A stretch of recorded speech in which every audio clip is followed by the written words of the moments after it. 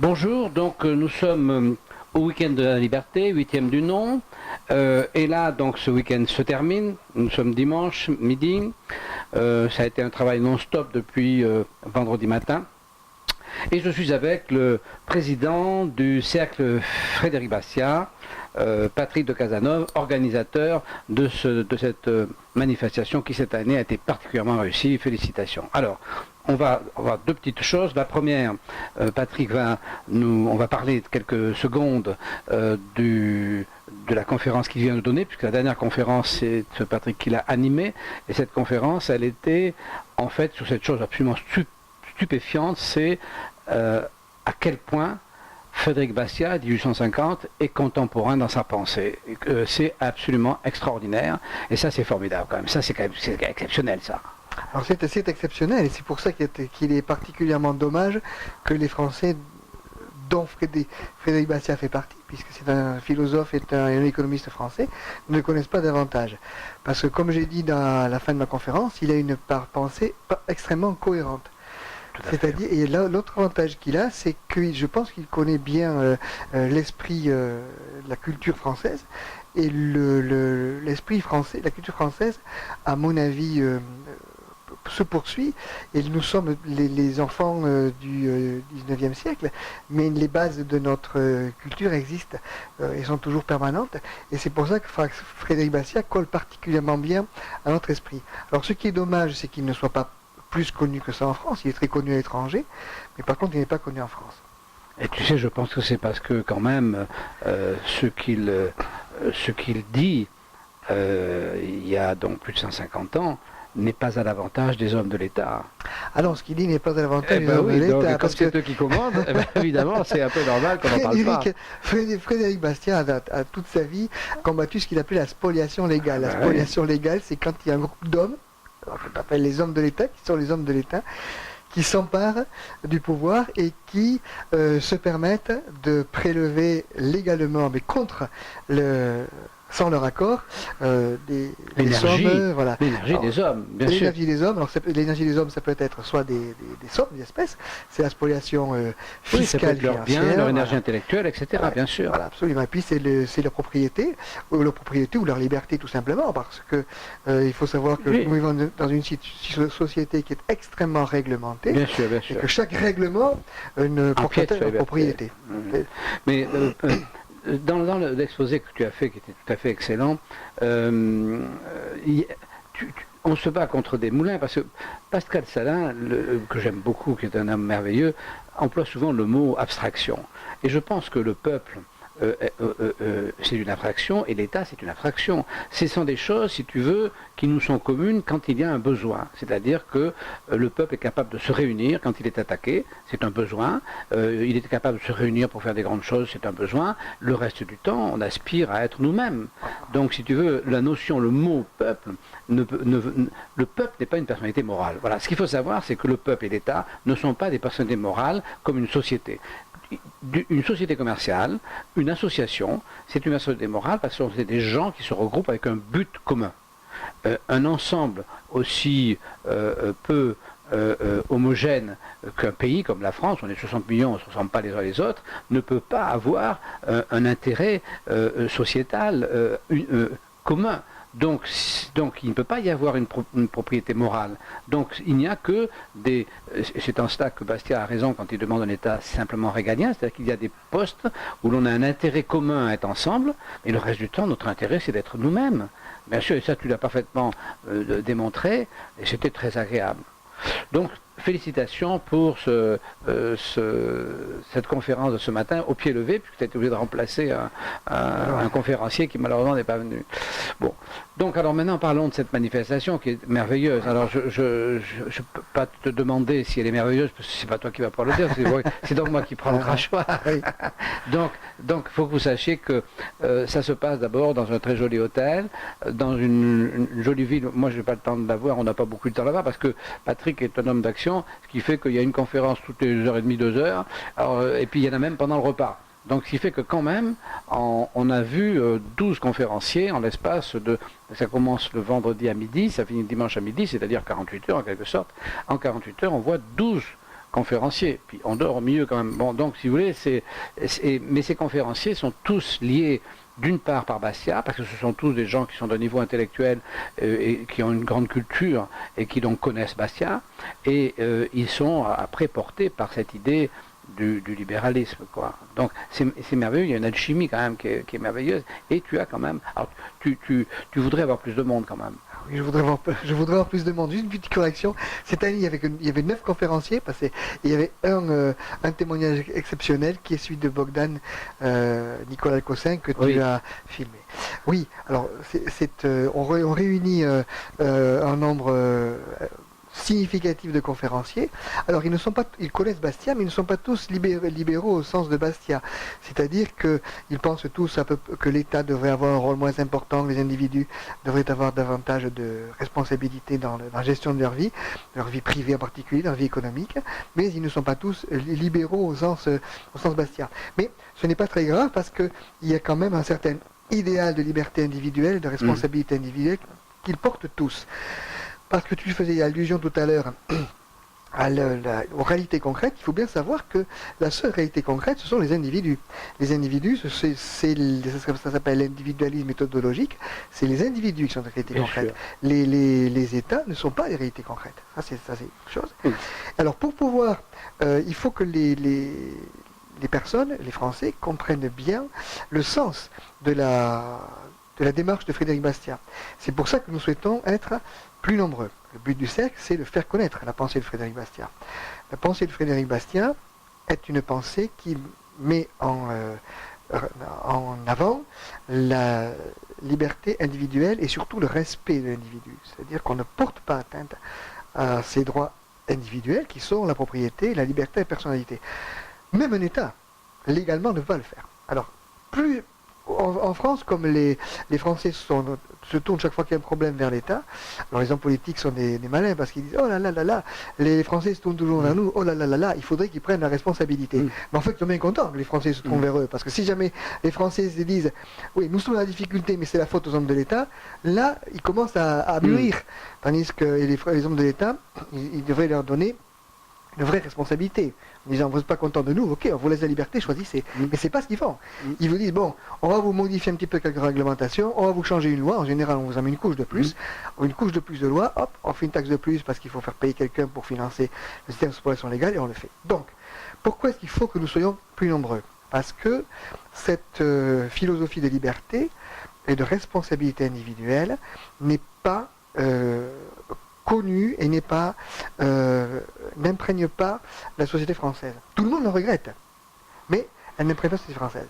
C'est pour ça qu'on organise des manifestations comme ça, pour que les personnes viennent écouter ce qu'est la pensée, on va dire, libérale ou de Bastiat, ou cet état d'esprit qui fait que les individus sont libres et responsables. À partir de là, à partir du moment où les Français comprendront que les individus sont libres et responsables, on pourra envisager un changement, mais un vrai changement dans notre pays. Et plus nous serons nombreux à venir, comme on l'a dit en fin de congrès, plus nous serons nombreux à venir, c'est toi qui l'as dit. Si chacun, l'année suivante, moi j'ai dit vous allez les envoyer de Bastia, si chacun amène une personne de plus, 2 personnes de plus, à ce moment-là, nous pourrons pour avoir l'espoir de changer la société. Je pense que ta sensibilité libérale, elle est évidemment, je dirais, exacerbée par ton métier. Tu es médecin, généraliste, et donc effectivement la santé c'est pareil. La santé c'est à la fois un problème personnel et à la fois un problème collectif. C'est-à-dire que, in fine, c'est l'homme qui compte, parce que c'est lui qui meurt ou qui vit en bonne ou mauvaise santé, mais globalement le poids de la collectivité a une influence sur sa santé. Donc c'est cette alchimie de préserver la liberté de l'individu, sa bonne santé, sans l'aliéner en lui faisant des tas d'interdits, et en même temps la dimension collective. Et alors dans la santé, ce qu'il y a d'extraordinaire, c'est que quand même, on laisse aux gens la liberté. C'est-à-dire que finalement, on leur dit il ne faut pas fumer, c'est pas bien. Bon, si vous fumez, mettez-vous à l'écart pour ne pas empester les voisins, mais vous pouvez toujours fumer. Donc on n'est pas aussi coercitif, alors qu'en fait, le problème est pareil. La dimension collective existe. Comme toute activité humaine, on a une part de nous qui est collective. Et dans la politique, cette part collective a tendance à avoir envie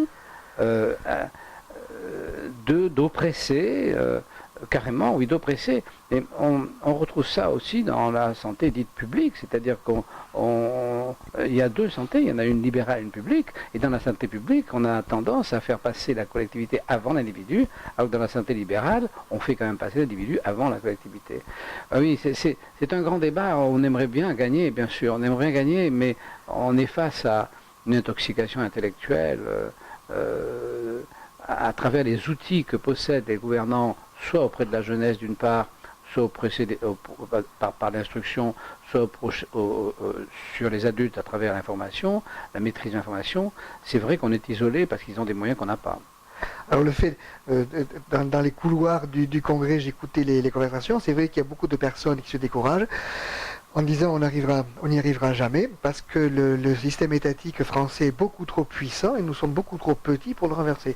Alors il faut savoir que le nombre ne compte pas. Ce qui compte, c'est la ténacité et la persévérance. Nicolas Lecossin nous a dit hier que les communistes, quand ils ont imposé le système communiste en Roumanie, étaient moins d'un millier. Les bolcheviks étaient une poignée. Les révolutionnaires de 1789 n'étaient pas très nombreux. Et après, quand la révolution a mal tourné, c'était vraiment une petite minorité qui s'est pris le pouvoir. Donc, le fait de ne pas être nombreux n'est pas un facteur... c'est pas un facteur rédhibitoire. Il faut le persévérer et être tenace. À un moment ou à un autre, il y a une opportunité, une fête qui s'ouvre, etc.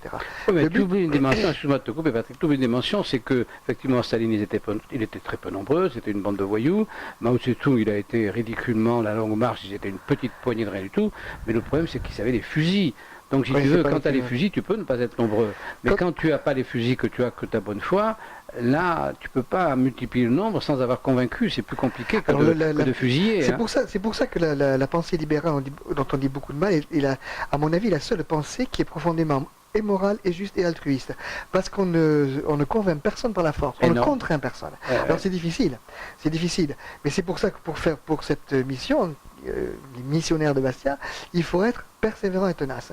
Et la persévérance et la ténacité, on vient se ressourcer au Congrès, et quand on repart, on a la pêche. Dans le système, je crois que la fragilité des systèmes n'est pas visible. C'est-à-dire que on peut se dire ce système est là pour une éternité. Oui. Et je suis persuadé que ce n'est pas la réalité. Tu as complètement raison. Donc, il faut être prêt s'il y a un jour une opportunité. Alors pour le changement, peut-être le thème de l'action, c'était aussi la révolution. Est-ce qu'il y aura une guerre civile automatiquement? Est-ce qu'il y aura un chaos? Est-ce qu'il y aura une révolution? Pour l'instant, personne n'en sait rien.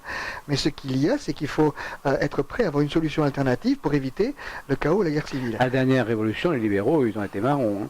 Des fois, on dit que les libéraux sont trop gentils. C'est pour ça que j'ai dit à la conférence d'un petit programme qui est à la fin, il y a marqué de la légitime défense. Frédéric Bastiat est profondément réaliste. C'est-à-dire qu'il ne se fait pas d'illusions particulières sur la bonté humaine, mais il est profondément réaliste. Et il sait parfaitement qu'il est plus facile de spolier autrui que de gagner son pain soi-même. Il sait parfaitement. Il dit que la spoliation légale s'arrête quand elle devient plus difficile que le travail. Mais donc tant que les gens ont intérêt à travailler et gagnent bien correctement leur vie, quand on met fin à 6 millions de chômeurs, et que le système leur permet d'avoir des emplois, etc., c'est nettement plus intéressant. Et à ce moment-là, il dit, si vous voulez, il faut éviter la spoliation légale ou illégale d'ailleurs. La spoliation illégale, tous les gouvernements la combattent, plus ou moins, mais ils la combattent. La spoliation légale, c'est l'outil des gouvernements. La spoliation, Frédéric Bastiat dit, il est légitime de défendre, y compris par la force, oui, le droit de désobéissance. Voilà. Donc nous avons ce droit, l'État ne peut pas nous envoler, l'enlever. Il peut nous confisquer nos moyens, mais le droit nous l'avons toujours. Ce qui veut dire le droit c'est universel. Mais cet homme Bastiat, quand même, effectivement, c'est vrai qu'il est exceptionnel. Quand on le lit, de tolérance, même de gentillesse, de bonté. C'est un mec bien. Et alors ce monsieur Bastiat, parce que c'est quand même, on est là parce que c'est la région de Bastiat, est-ce qu'il a des héritiers? Est-ce qu'il y a encore des êtres vivants qui sont des descendants directs des descendants directs de Bastiat, non, parce qu'il n'a pas eu d'enfant. Ah, il n'a pas eu d'enfant? Non. Après, il est possible qu'il ait des descendandants de cousins. Lui n'a pas eu d'enfant. Lui n'a pas eu d'enfant. D'accord. Mais pour revenir à ce que tu disais sur la médecine, il y a quelque chose qui est important à savoir. La médecine vraiment libérale en France, il n'y en a pas. Oui, mais on est bien d'accord. Ensuite, ce qui donne ce qui donne l'excuse à l'État pour intervenir dans notre santé, notre système de santé, en disant tu fumes dehors, etc., ou mange 5 fruits et légumes, ou pas d'antibiotiques, ou tout ce qu'on veut, ou tu dépenses trop, ou tu consommes trop, ou tu as trop de travail. Plus de gym, etc. Ce qui légitime à ses yeux l'intervention de l'État, c'est justement la collectivisation des ressources. C'est-à-dire que si tu es indépendant, c'est-à-dire si tu as ton salaire complet ou tes revenus complets, et que tu t'assures, c'est ta santé, fais ce que tu veux. Quand l'État arrive et qu'il te prend ton argent, parce que l'État n'a rien, l'argent qu'il prend aux gens, il te prend ton argent, qu'il a fait une cagnotte, qu'il appelle sa sécu, et qu'à partir de là, il dit je vais soigner tout le monde, il y a un problème. Donc il va dire, ah non, non, ça je ne veux pas te soigner, t'as mal aux jambes, je suis désolé, je veux te soigner. Ça, ah non, toi t'as trop de ceci, non, je ne peux pas te soigner. Ça, alors, par contre, il peut dire aussi, bon ça je vais te le soigner. Il le dit aussi. Mais ce qui fait que l'État intervient dans la santé des gens, il intervient parce que c'est lui qui a les sous, qui s'approprie les sous. Qui a confisqué. Si on rend les sous, à ce moment-là, les gens peuvent être libres de se soigner, et s'ils ont mal aux jambes, alors, on dit médicaments de confort, ça se voit qu'ils ont rien aux jambes, hein, médicaments de confort, là. Donc, l'État te pique ton argent, et après, il te dit, non, non, je peux te soigner. Alors, c'est pas normal. Voilà. Non, non, bien sûr. Bien, eh bien écoute, Patrick, c'était, enfin en tout cas cette année, parfaitement réussi.